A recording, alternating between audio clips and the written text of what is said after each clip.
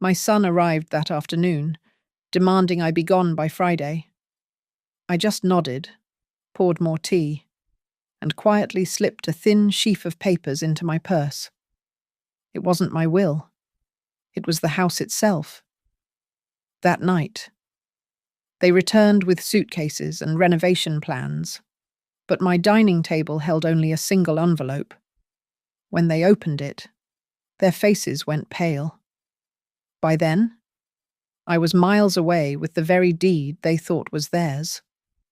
My name is Margaret Whitlow, but everyone who knows me calls me Maggie. I am 62 years old. For the 7 years since my husband Harold died, I have lived alone in this house, the one he built with his own hands, the one that looks over the grey waters of Casco Bay here in Portland. My mornings are a ritual of silence. The house is still, save for the low whistle of the tea kettle and the distant, sharp cry of the gulls. This morning, the air was thick with the smell of salt, a cold brine that seeped through the window frames. I was at the kitchen table, my ledger open, meticulously logging my expenses. A gallon of milk, the heating bill, a new spool of thread. It is a habit of precision, one Harold taught me. I was sipping my tea, the porcelain warm against my palms, when the sound of a car door slammed, rattling the quiet. I didn't need to look up. The floorboards in the hall complained under the weight of heavy, hurried footsteps. My son, Dylan, and his wife, Tara. Never knock. They burst into the kitchen, bringing a gust of cold, wet air with them. Tara was carrying a large, leather-bound binder, the kind architects use, and she slapped it onto my table, covering my ledger.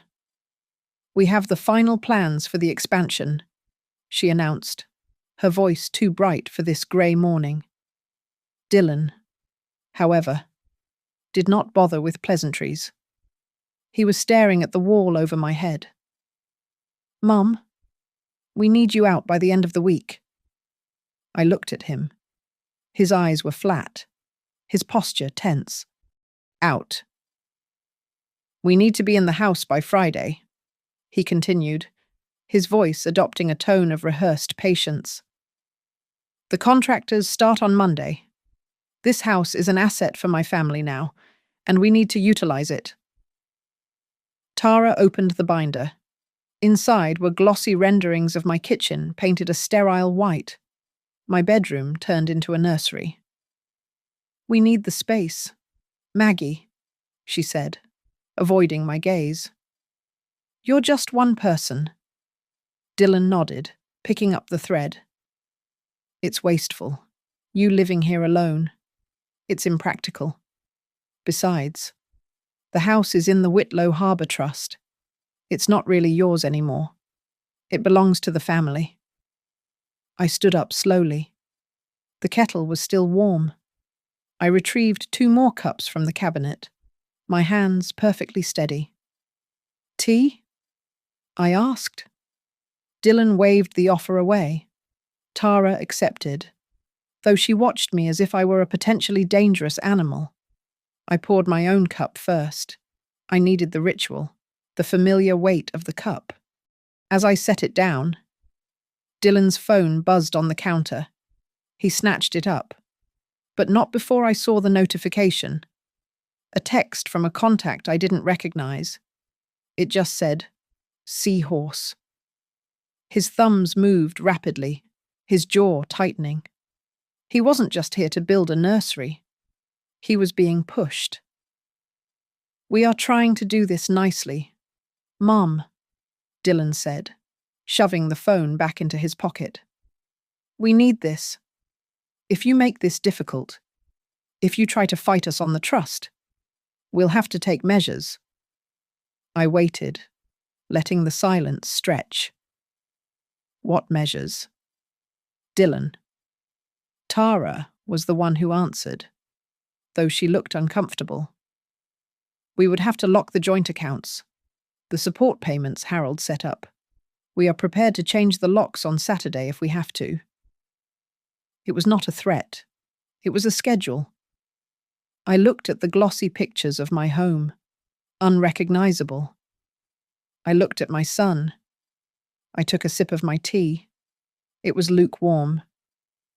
"This is a lot to take in," I said, my voice mild. "You need an answer tonight." Dylan nodded, relieved that I was folding so easily. "By 7. We'll come by at 7. "Fine," I said. "I need to think. I will have an answer for you by then." They left as quickly as they had arrived, the front door closing with a definitive, hollow click. I waited until the sound of their engine faded down the drive. I washed the 3 cups, dried them, and put them away. I closed my ledger and placed it back in the desk drawer. Then, I walked down the hall to Harold's old study. It still smelled of him, old paper, wood polish, and faint tobacco. I went to the tall, metal filing cabinet in the corner, the one they had never bothered to look through. My fingers found the file labelled Property, tucked in the very back, behind the paid-off mortgage and the original blueprints, was a thin, sealed manila envelope. Inside, I knew, was a document I had not seen in 7 years, a deed addendum, and stapled to it, a single page, a lifetime occupancy clause, notarized and filed with the Northwind Public Records Bureau. A clause I was certain my son and his wife had no idea still existed. I held the envelope in my hands. The paper was thick, slightly yellowed at the edges. My husband, Harold Whitlow, had been a man of quiet foresight. He was a chief accountant, a man who believed in ledgers and balanced accounts, not just for money, but for life. He saw the world in terms of assets and liabilities, and he had loved me quietly and fiercely for 35 years. He had been gone for 7. This house was his greatest asset. After his first minor heart scare, 12 years ago, his lawyers advised him to move major holdings into a trust for tax optimization. Thus, the Whitlow Harbour Trust was born. It was a legal fiction, a name on a piece of paper designed to satisfy the IRS. To me, it was just the house. It was the kitchen where I made tea, the porch where we watched the fog roll in.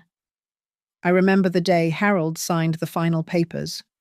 His lawyer, a sharp man named Elias Cole, who had since retired to Florida, had pulled Harold aside.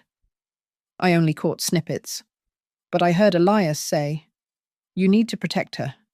Harold, trusts are tricky. Sons can be trickier." Later that night, Harold came to me in the study. He had this thin envelope in his hand. "This is for you, Maggie," he'd said.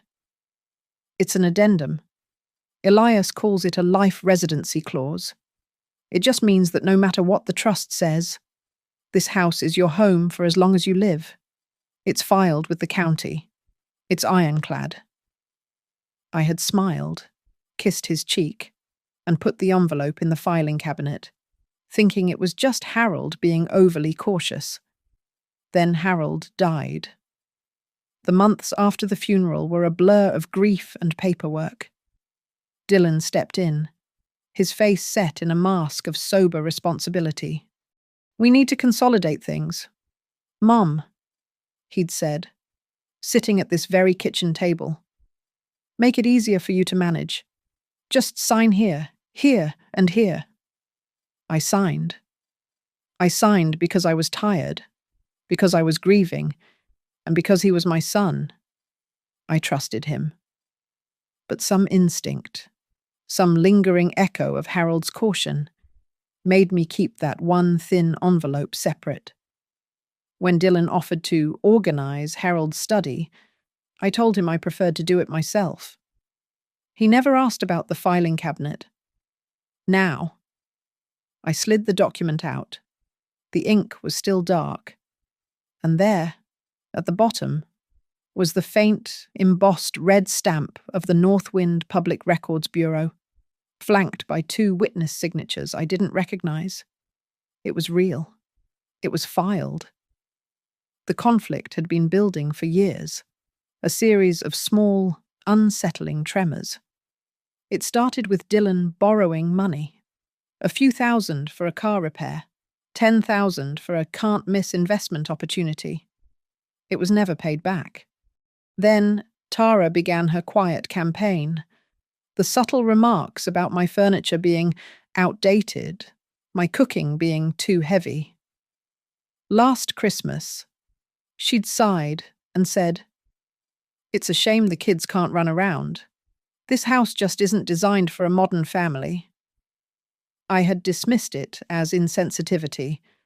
I see now it was reconnaissance.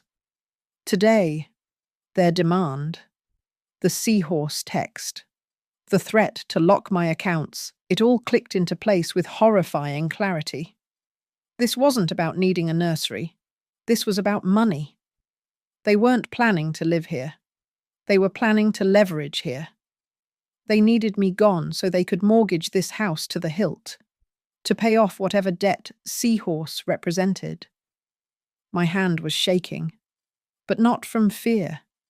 It was from a cold, sharp anger. I needed to know if this old piece of paper held the weight Harold had promised. There was only one person who would know for sure. Avery Sloane. Avery had been Harold's oldest friend, a man who'd spent 40 years as a senior specialist at the county's land records office. He knew every loophole, every bylaw. He had retired 2 years ago, but his mind was still a steel trap. I found his number in my old address book. My fingers felt stiff as I dialed. He picked up on the 3rd ring. Avery Sloane. His voice was gravelly, just as I remembered. "Avery, it's Maggie Whitlow." There was a pause, then warmth. "Maggie. Goodness. It's been too long. How are you holding up?" "I'm not sure," I said honestly. I kept my voice low, as if Dylan could still be listening. "I have a question about the house, about the trust." "Ah," he said.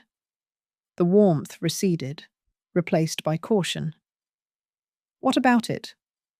Harold had an addendum drawn up, a life residency clause, Elias Cole's idea. It was filed with Northwind.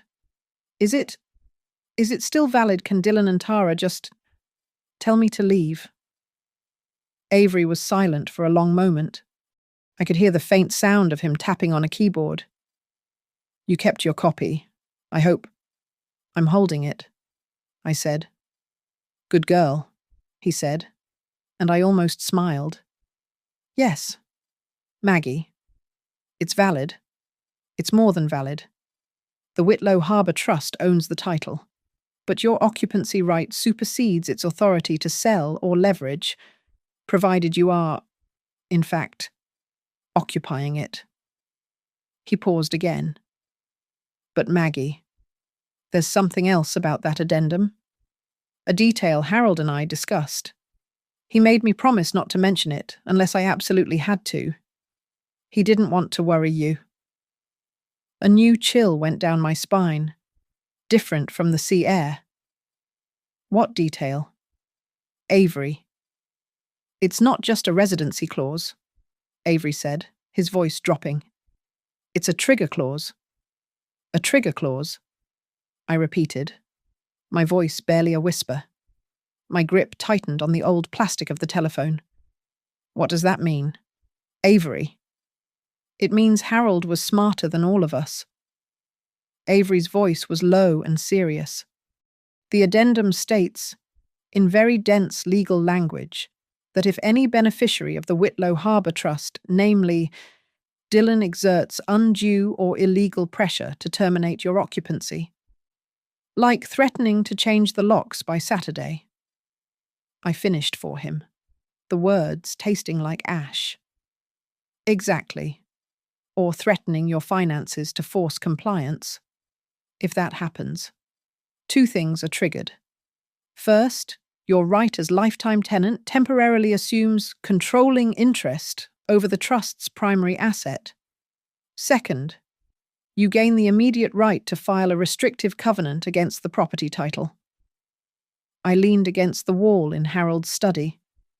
In English, Avery, please. It means, Avery said, the frustration in his voice not aimed at me, that if they try to force you out, you get to lock down the house.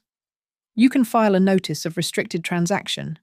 No one can sell it, mortgage it, or get a loan against it until that notice is cleared by a judge. And a judge will not clear it when they see Harold's addendum. A cold, clean sense of clarity settled over me, pushing back the fog of panic. Harold hadn't just given me a shield. He had given me a sword. Dylan is coming back at 7 tonight for my answer, I said, my voice hardening. Do not be there, Avery said immediately. Do not give him an answer. Do not confront him. Men in the kind of trouble Dylan seems to be in, they get desperate. Maggie, you need to file the notice before he realizes you're fighting back. Can you meet me Sunset, Neptune's dock? It's quiet. End of the pier. No one will notice us. I'll be there, I said. I hung up the phone. It was just past 3 in the afternoon. Sunset was hours away. I felt a sudden, suffocating need for air. I grabbed my coat and my purse, the addendum already inside it, and locked the door. I drove. Not toward the city, but along the coast road, the grey Atlantic churning on my right. I needed to think. I didn't drive for long, just a few miles to the lighthouse point. As I pulled into the mostly empty gravel lot, I checked my rearview mirror. A dark green SUV, a newer model I didn't recognize, pulled in 2 spaces behind me. It just sat there, engine idling. The windows were tinted too dark to see the driver. I told myself it was paranoia. It was just another tourist. But there were no tourists in this weather. On this day. I stayed for 5 minutes, my heart hammering against my ribs. When I pulled out, the SUV pulled out too. It followed me back toward town, keeping a careful, legal distance, before turning off abruptly just before my street. My hands were shaking when I got back to the house. The seahorse text flashed in my mind. This was no longer just a family dispute. At 6:30, as the sky turned a deep, bruised purple, I drove to the waterfront. Neptune's dock was mostly deserted, smelling of low tide and diesel. Avery was already in a back booth, a cup of black coffee untouched in front of him. He looked older than I remembered. You were followed, he asked, not as a greeting. I think so. A green SUV. Avery cursed under his breath. He's already got them watching the house. We don't have much time. He slid a folded document across the table. It was heavy, legal weight paper. This is a fresh abstract of the title. Pulled this afternoon? And this? He tapped a second. Single page. Is the notice of occupancy rights. It's already filled out. You just need to sign it. Take this to the Cumberland County Records Office first thing in the morning. File it in person. It will cost $20. Once the clerk stamps that. The house is frozen. I looked at the text I had managed to glimpse on Dylan's phone, the one I had memorized. Seahorse. Friday. Close the money or the house. He's in trouble, isn't he? Avery grey market debt. Avery nodded grimly. That's my guess. He needs collateral, and he needs it by Friday. He thinks he can force you out, file a quitclaim deed by Thursday, and have the house signed over to his creditors by the weekend. He's counting on you being a grieving old woman who doesn't read the fine print. He's wrong, I said.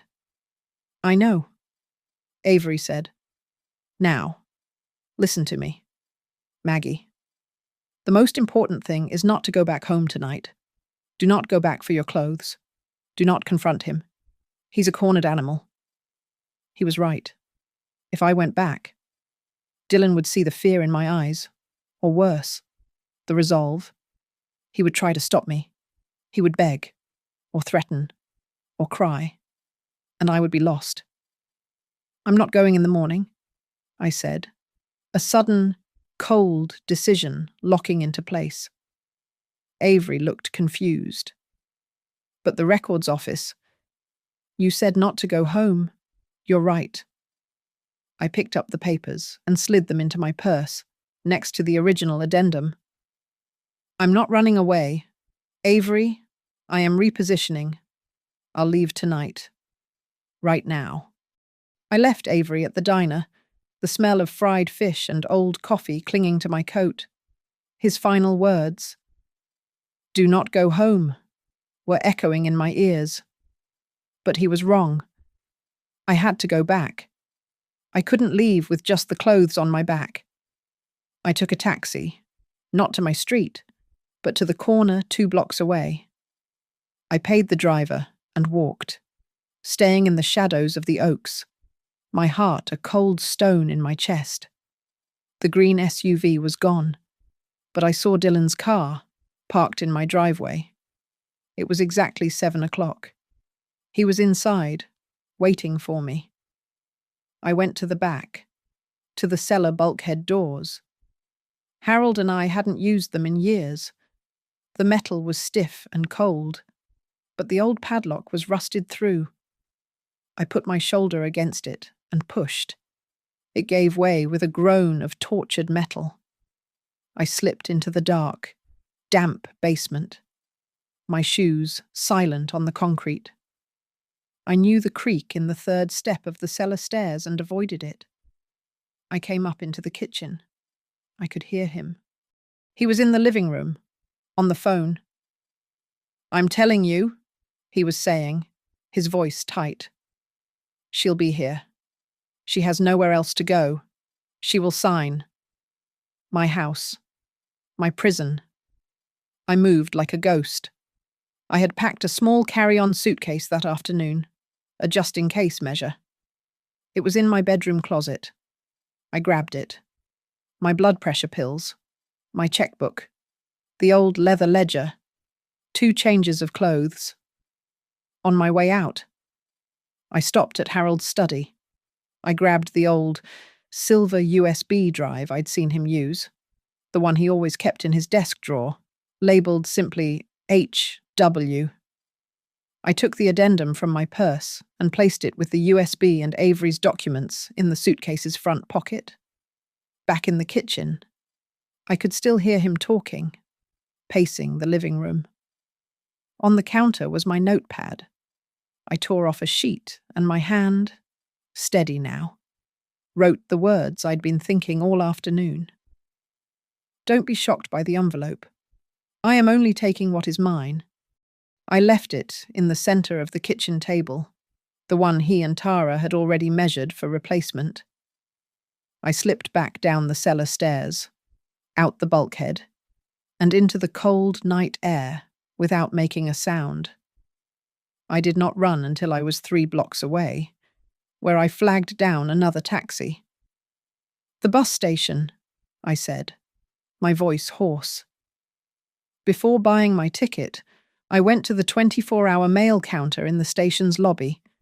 I took the notice of occupancy rights Avery had given me, signed it with a steady hand, and placed it in a certified mail envelope.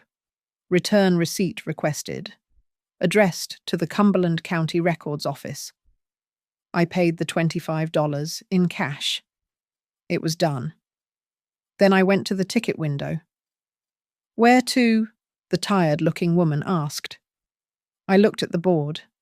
I saw a name, a place as far from the cold, wet Atlantic as I could get.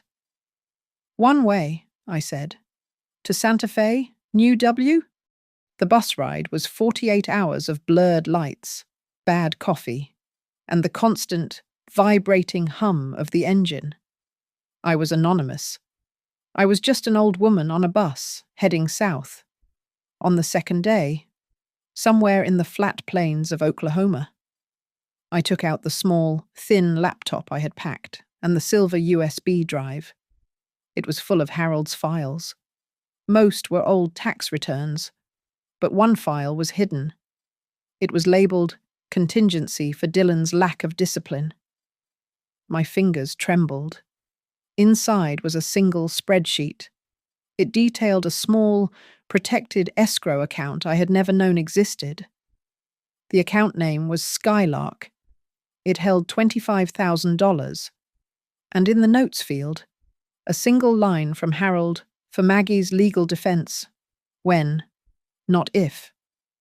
I closed the laptop and wept silently into my hand as the flat, empty land rolled by.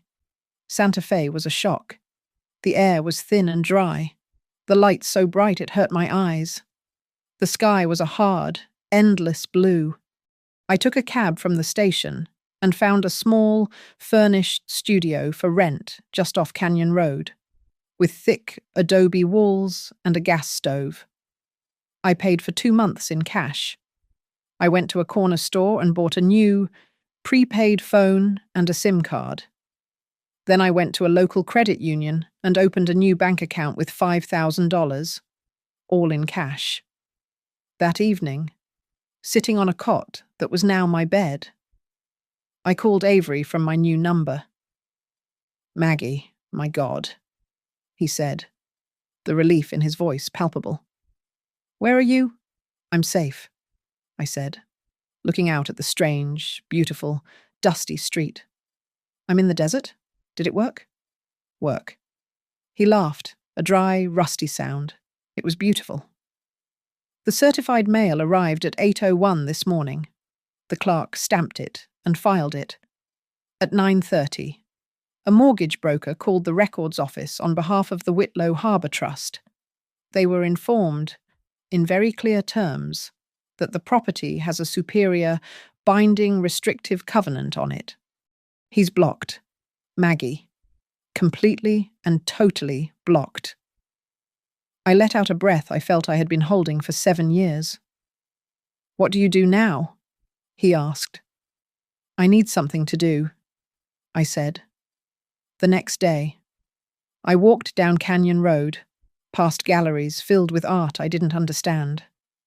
I saw a small, tasteful plaque by Adore Archer and Vale Foundation, a local arts fund. I walked in. An older woman looked up from her desk. "Can I help you?" "I hope so," I said, the desert sun warm on my back. "I was wondering if you needed any volunteers."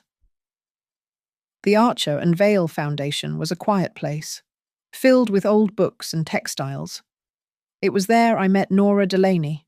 Nora was 58, a widow like me, but she wore her grief differently. It was not a shroud. It was a bright, chaotic oil painting. She was an artist who smelled of turpentine and sage, and she took one look at my careful, precise ledger entries and declared I needed to get my hands dirty. "You're volunteering," she stated, not asked. "At my booth, rail yard market, Saturday."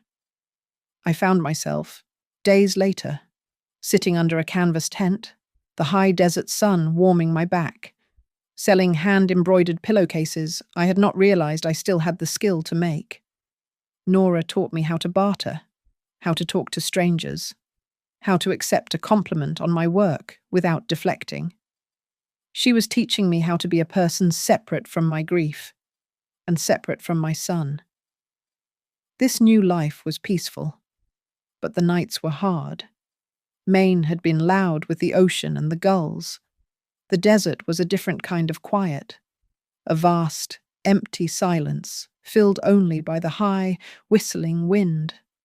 I would lie awake on my cot, the sound rattling the small studio window. And I would think of Dylan. I would see his face when he found the note, the empty house. I would wonder if I had gone too far. Had I been a mother, or just a warden? Then the peace began to crack. My new phone, the one with the prepaid number only Avery knew, rang one afternoon. The screen showed an unknown number, but the area code was 207, Portland. My thumb hovered over the screen. It was him? It had to be. I watched the phone vibrate on the adobe sill until it stopped. I did not answer. A moment later, a text. Mom, pick up. This is not a game.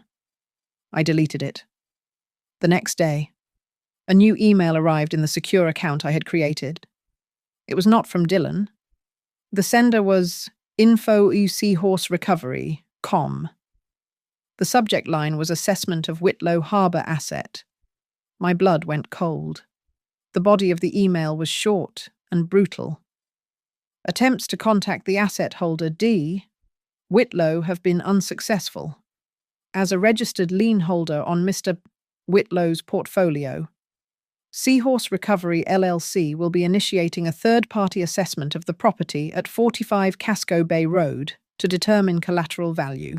This will occur on or before Friday. They thought I was gone. They were moving to seize the house. I called Avery, my hands shaking. It's worse than I thought. Maggie, he said, his voice grim. Dylan tried to file for an emergency mortgage yesterday. He claimed you were incapacitated and that he had medical proxy. The covenant you filed blocked him cold. The registrar flagged it as attempted fraud. He's panicking, which means he's getting sloppy, and now his creditors are coming. The full weight of it settled on me. I had to tell Nora. I found her in her studio, cleaning brushes. I told her everything. The trust, the flight, the email. She listened, her expression unreadable. When I finished, she wiped her hands on a rag, leaving a streak of cobalt blue.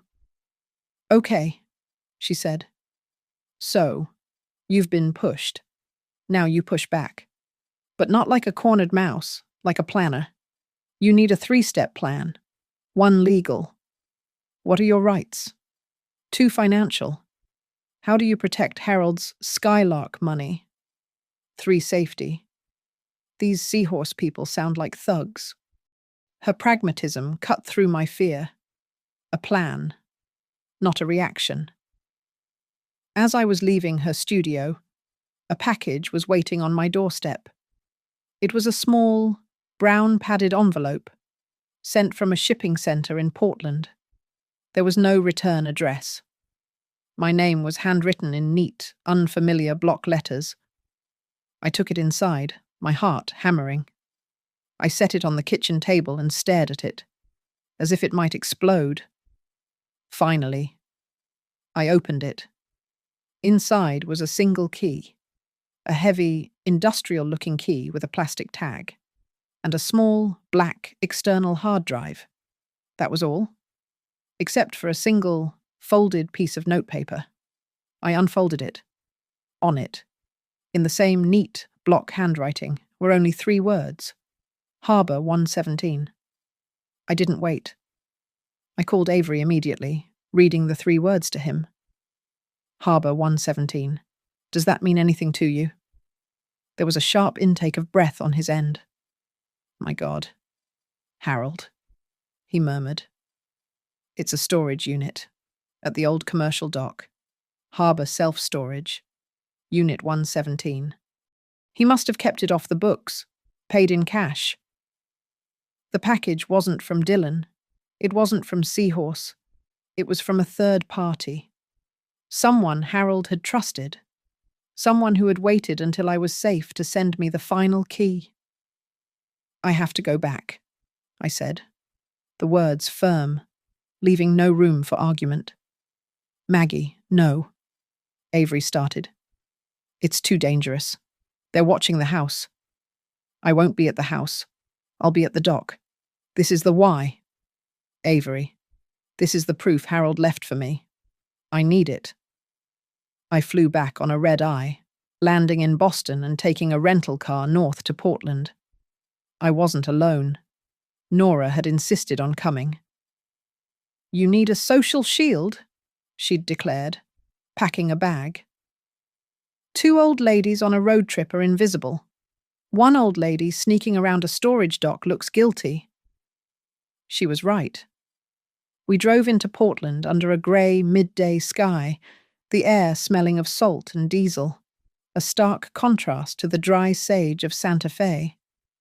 We went straight to the storage facility. It was a bleak, wind-battered metal building. Harbour 117 was in the back, its metal door streaked with rust. The key slid in smoothly. The lock clicked. I rolled up the heavy door. The unit was small, cold, and smelled of mildew and paper. It contained only a filing cabinet and a small, locked safe. I didn't have the combination, but the filing cabinet was open.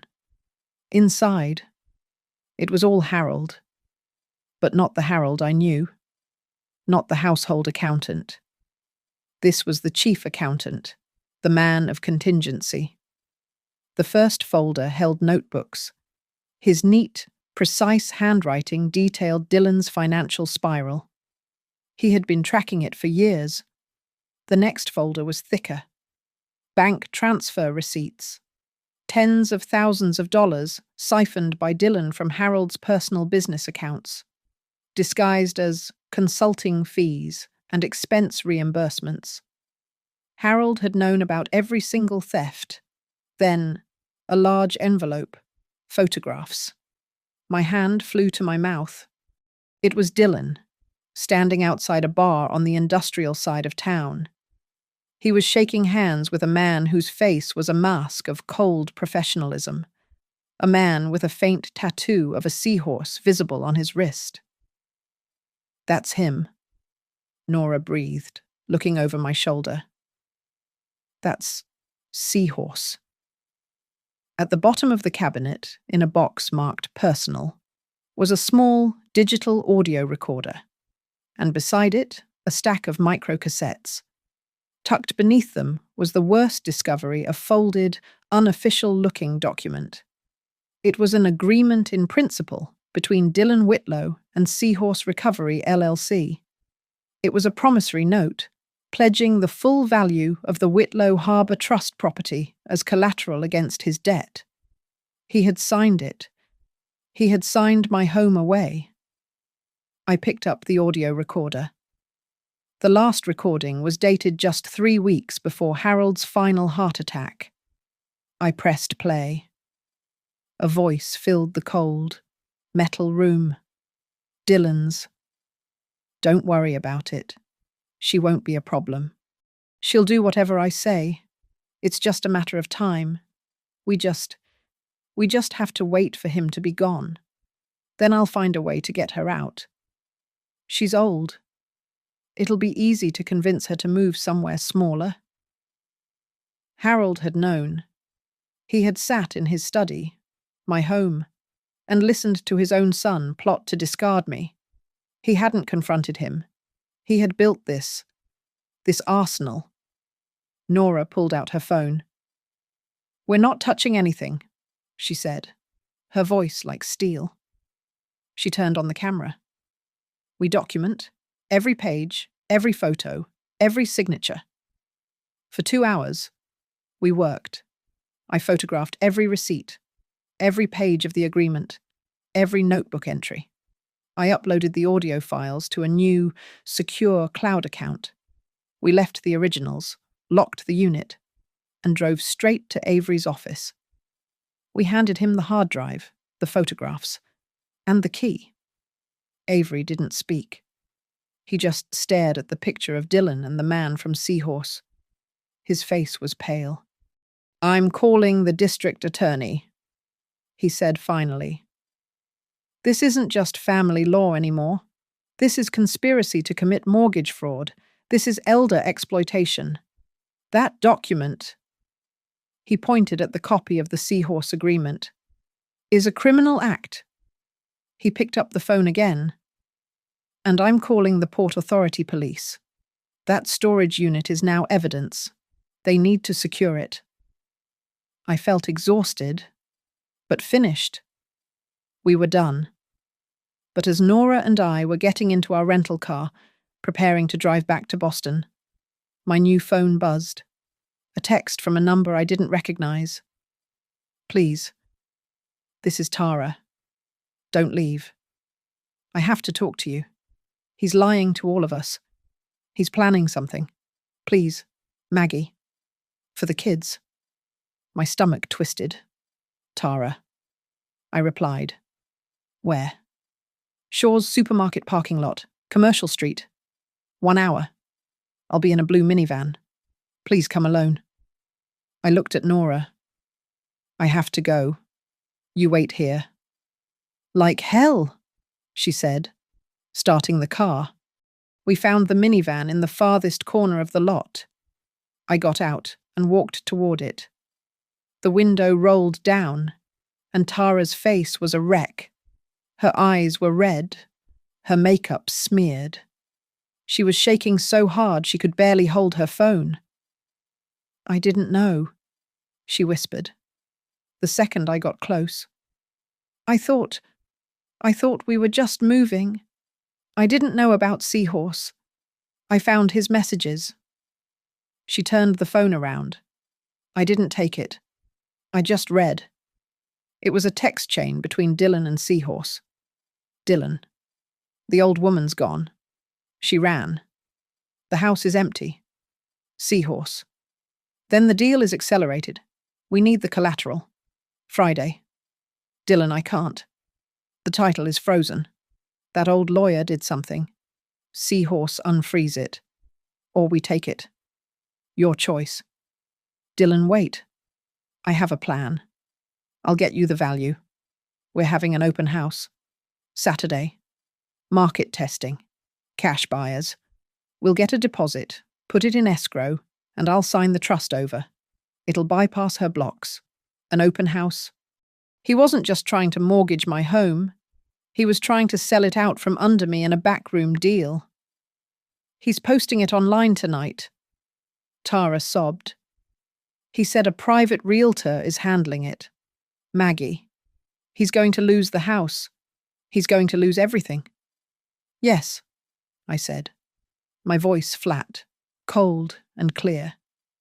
He is. I turned and walked back to Nora's car. She looked at me, her eyes questioning.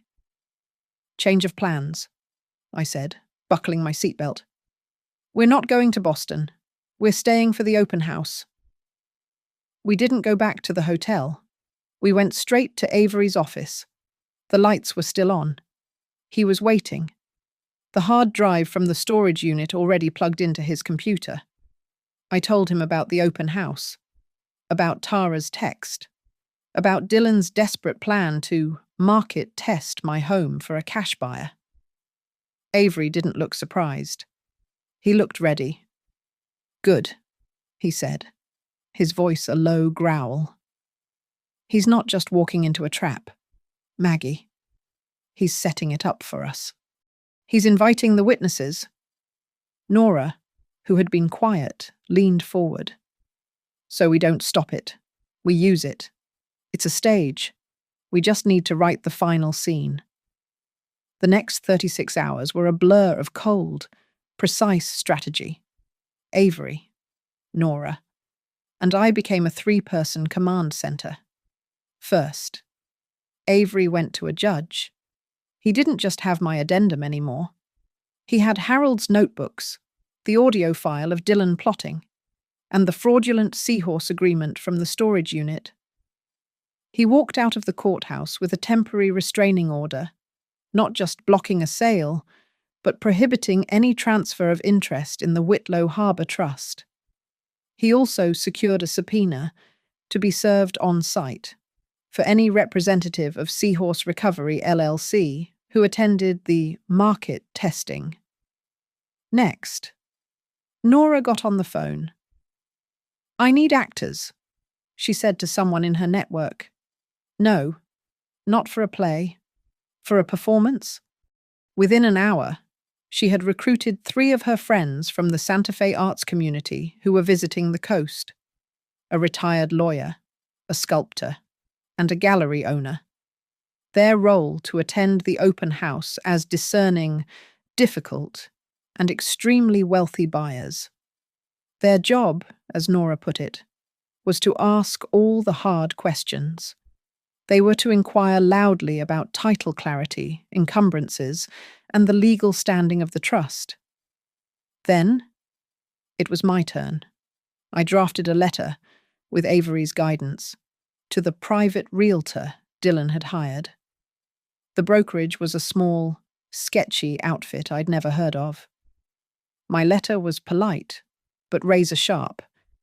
It informed them that they were marketing a property with a superior, filed residency claim and a pending court injunction.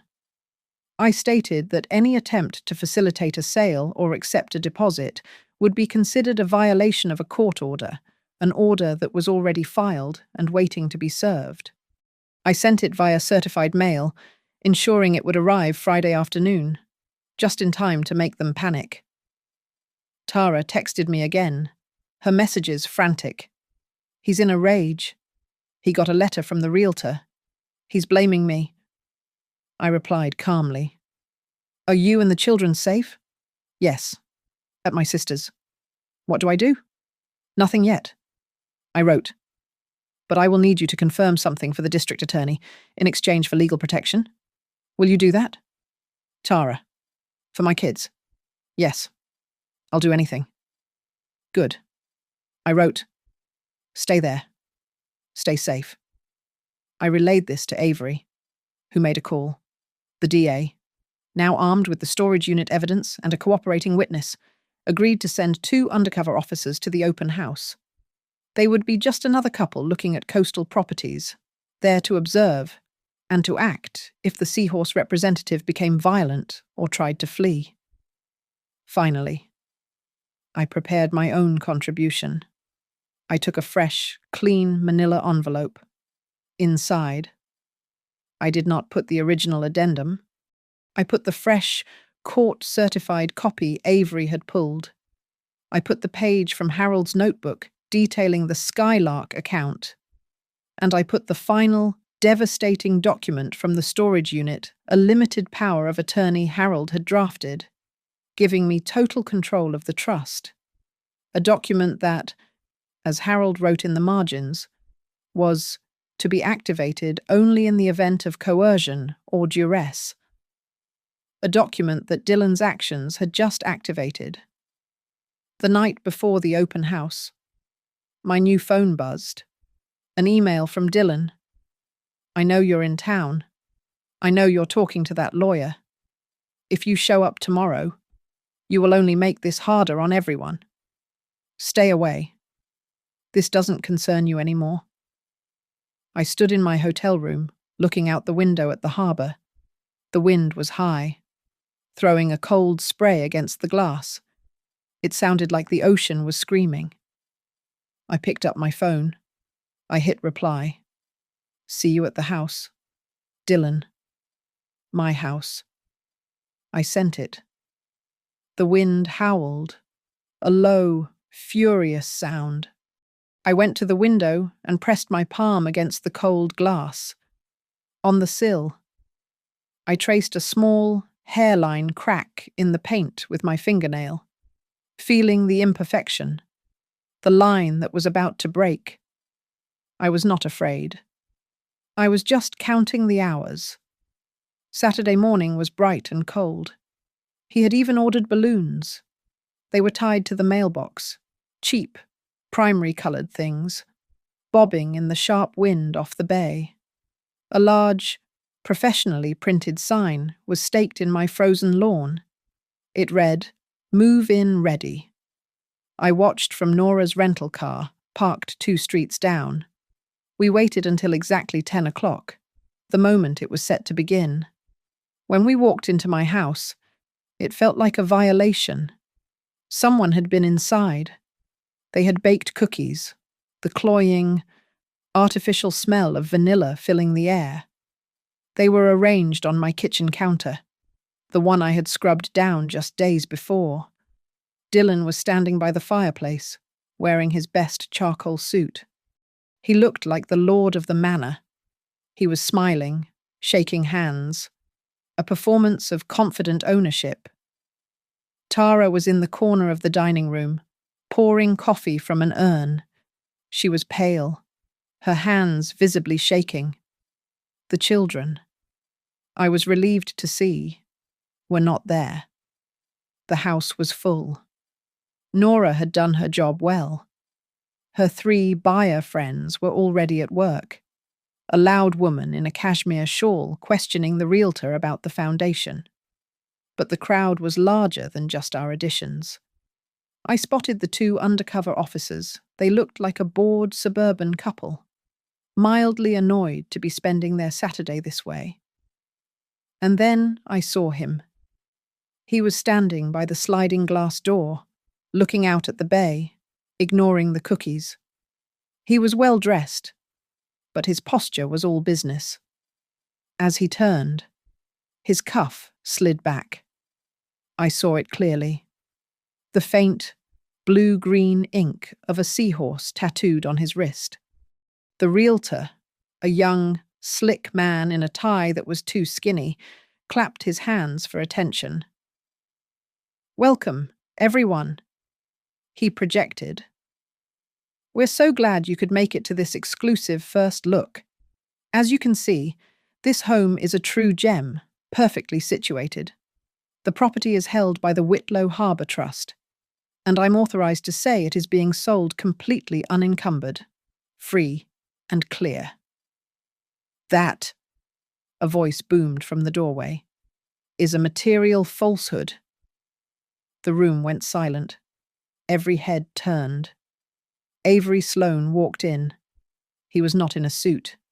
He was in his old, rumpled tweed jacket, and he looked magnificent. He held up a single, court-stamped document. "As an officer of the court," Avery announced, his voice filling the room, "I am serving notice. This is a temporary restraining order, time-stamped as of 8:05 this morning, prohibiting any and all transactions, sales, or transfers of interest related to this property. The open house is over." The realtor's smile froze and shattered. The seahorse representative's eyes narrowed. Dylan's face went from pale to a deep, mottled red. He strode toward Avery. "You can't do this," he shouted, his voice cracking. "She has no right. My mother has occupancy. She has the right to live here. She does not have the right to block a sale. The trust controls the asset." "That," I said, my voice quiet but cutting through his, "is where you're wrong. Dylan?" I stepped forward. The crowd parted for me. I walked past my son, past Avery, and stood at the head of my kitchen island. I placed a single, clean manila envelope on the granite, on top of the plate of decoy cookies. I unclasped it. I took out the first paper. "This is the deed addendum, filed with the Northwind Public Records Bureau, guaranteeing my lifetime residency." I took out the second paper. "And this is the trigger clause, the one that activates upon undue or illegal pressure, such as being threatened with eviction by Friday. The one that, as of this morning, grants me temporary controlling interest of the trust's primary asset." I took out the third. "And this is the letter from Northwind confirming it." I laid them out, one by one. A game of solitaire I had already won. From the corner of my eye, I saw the seahorse representative. He was not looking at me. He was looking at the court stamp on Avery's document. He was a man who understood legal paper. He saw the addendum. He saw the order. And he knew the deal was dead. He quietly, without expression, turned to leave. The bored-looking man, one of the undercover officers, stepped neatly into his path. "Excuse me, sir," he said, his voice pleasant. "I was hoping you might nan lie. The district attorney's office has a few questions for you." The man's shoulders tensed. He did not run. He just stopped. The entire room was frozen in a horrible, silent tableau. Dylan looked from the seahorse rep to Avery, to me, and back to the papers on the counter. His face was a mask of utter disbelief. The suit, the smile, the entire performance had crumbled, leaving only the panicked, desperate man underneath. "Fake," he shouted, his voice echoing in the sudden quiet. He pointed a shaking finger at the documents on my counter. "Those are fake, she's lying. Those papers are fake." "They are not fake," Avery said, his voice cutting Dylan off. He reached into his tweed jacket and pulled out a small, digital audio recorder, the one from Harold's storage unit. He pressed a button. The room, which had been buzzing with shocked whispers, fell deathly silent. A voice filled my kitchen. Not Dylan's. Not mine. It was Harold's. It was thin. Recorded. But it was him. "A provision for Maggie's protection." His voice crackled from the small speaker.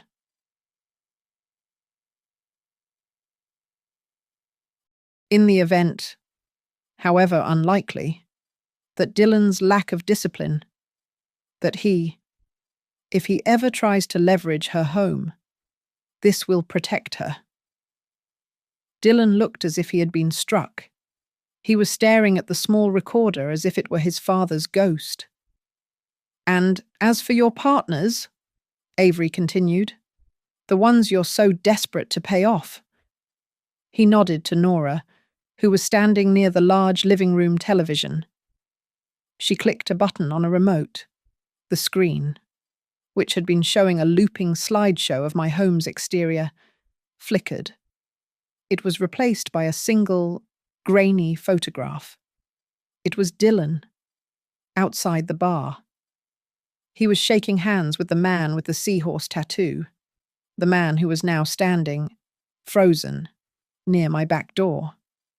The crowd gasped.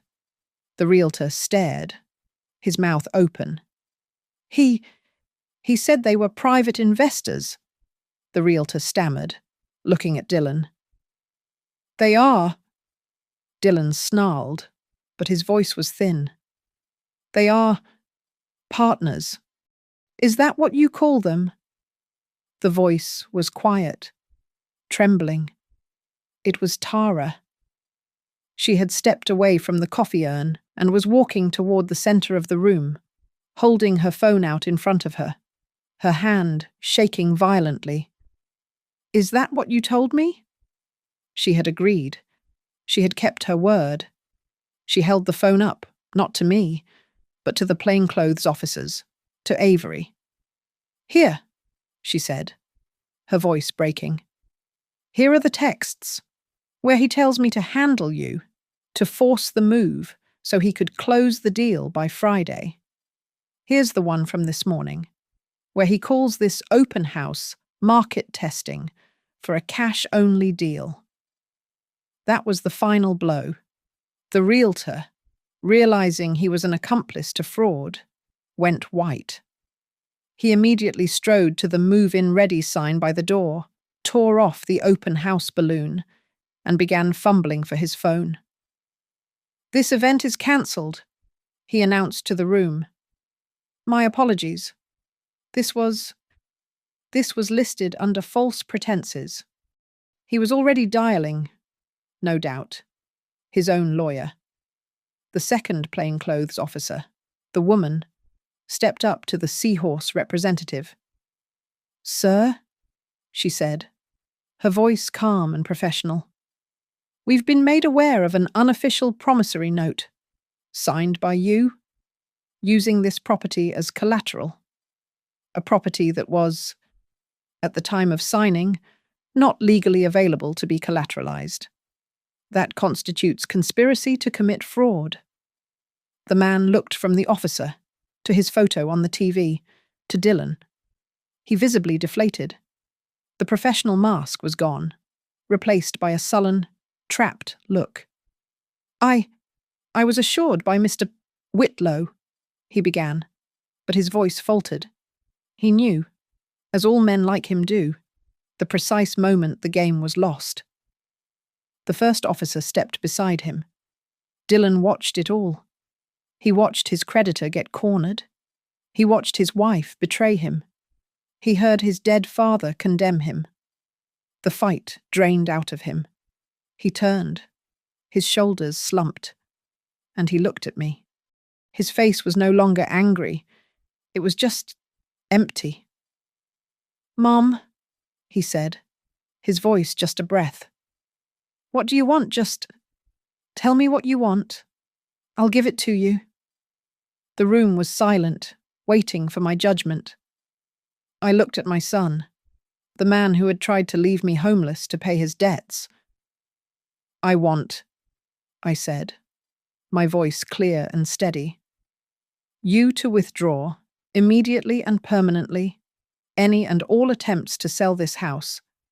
I want you to sign a legally binding agreement, drafted by Mr. Sloane, acknowledging my lifetime rights and forbidding you from ever interfering with my residency again. And," I took a breath, "I want you to hand over all accounts related to Seahorse to a legal debt management firm chosen by Mr. Sloane. You will pay what you owe, legally. You will not, ever, use this house as collateral for your failures again." It was an offer. It was a lifeline. A way out of the criminal case, if not the financial one. He looked like he was about to accept. He actually nodded, a small, desperate movement. But it was too late. A man in a suit, who I hadn't noticed enter, stepped forward from the hallway. He had been listening to the whole thing. He was from the district attorney's office.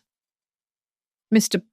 Whitlow," the man said, his voice resonating with official power. "That's a generous offer from your mother, but it's no longer her decision to make." He turned to the crowd. "We are opening an active investigation into Mr. Dylan Whitlow on charges of coercive residency against an elder, attempted mortgage fraud, and obstruction of a filed registry record."